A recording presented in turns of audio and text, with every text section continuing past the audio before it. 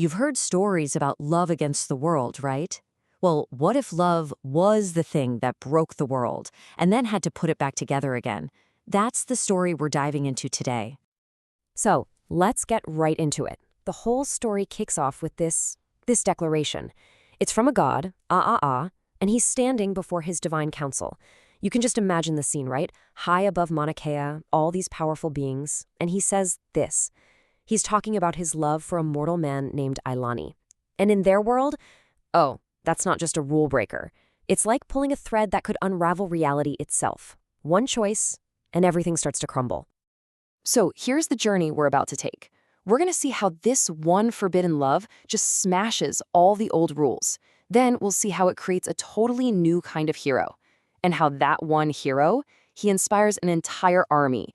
An army that has to go up against a darkness so old, even the gods are terrified of it. Right, so first things first, A'ā's love for Ailani, this isn't some little secret romance. Nope. This is a universe-shaking event. It basically forces a showdown between the gods themselves and makes them question everything they thought they knew about their own power. And you can bet the council just splits right down the middle. On one side, you've got Chronicle, god of the deep ocean, the old guard. His philosophy is simple. Stay separate, stay in control, fear anything new. It's all about stasis. But A'ā, he comes back with this idea that a balance that can't change isn't balance at all. It's just brittle. He's pushing for something new, something that actually embraces connection, even if it means getting hurt. But here's the thing. Chronicle isn't just having a philosophical debate. His warning, it's real, and it's terrifying. He basically says, hey, that beautiful love of yours, it just ripped a hole in the fabric of reality.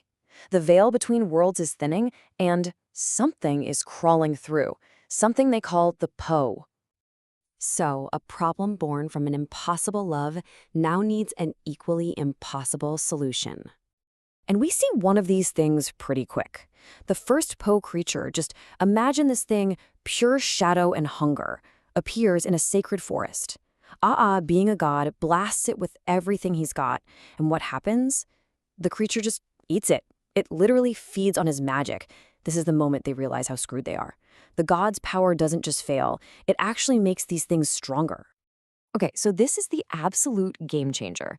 In total desperation, Ailani, who's now kind of half god, half mortal because of A'ā's love, he just hits the thing.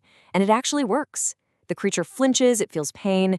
You see, his humanity, the one thing the gods thought was a weakness, that's the one thing this darkness can't touch. His mortal flesh is a weapon, and it's a weapon the gods could never wield. And just like that, everything clicks into place. The council sees what's happened, what A'ā's love has really created. They give Ailani a new title, the Bridgewalker. He's the first of his kind, a living bridge between the mortal and divine worlds, and literally the only person who can fight this new threat. But here's the thing. More of these cracks in reality start showing up all over the Hawaiian Islands, and it becomes painfully obvious that one hero isn't going to be enough to stop this. And that's when Alamea shows up. She's a friend of Ailani's, a brilliant navigator, and she's seen what's happening firsthand in the mortal world. The darkness is spreading. But she doesn't come asking for a handout or for the gods to save them. No. She comes with a demand. She wants to become the second Bridgewalker. She's volunteering for the transformation. Now, getting this power isn't easy. Alamea has to go through the same brutal trials that Ailani did. And these aren't tests of, how strong you are. They're tests of your soul. You have to face your deepest fears, your darkest secrets, accept all of it, and then make an impossible choice. It's the kind of thing that either turns you into a guardian or just completely breaks you. And she makes it. Alamea succeeds, and her story spreads like wildfire. Suddenly, 12 more mortals, we're talking warriors, healers, regular people, they all answer the call. They know the risks, they know they might not survive, but they volunteer anyway, ready to risk it all. But these trials are no joke. Of those 12 brave souls, only 8 make it through. They're changed, they're scarred, but they're ready. So now you've got Ailani, Alamea, and these 8 others, 10 of them in total. They are the first ever order of Bridgewalkers, the only thing standing between their world and an endless night.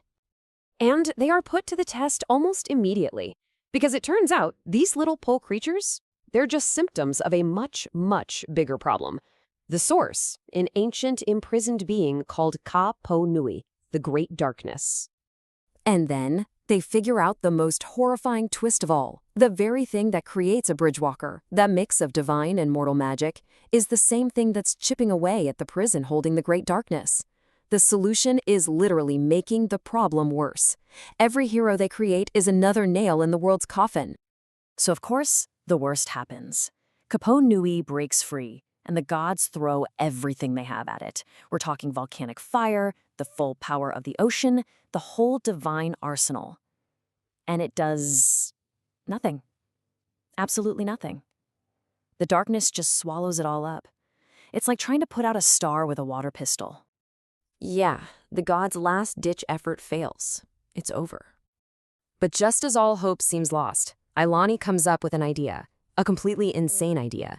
He says they shouldn't fight the darkness. They should connect with it. So all 10 Bridgewalkers, they link up, not just their hands, but their minds, their souls. They create this unified consciousness.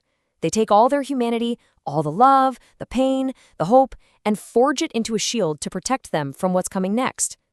And together, as one mind, they dive headfirst into the center of the Great Darkness itself. They aren't going in to fight. They're going in to talk, to offer this ancient primordial thing something it's never, ever had before, a choice.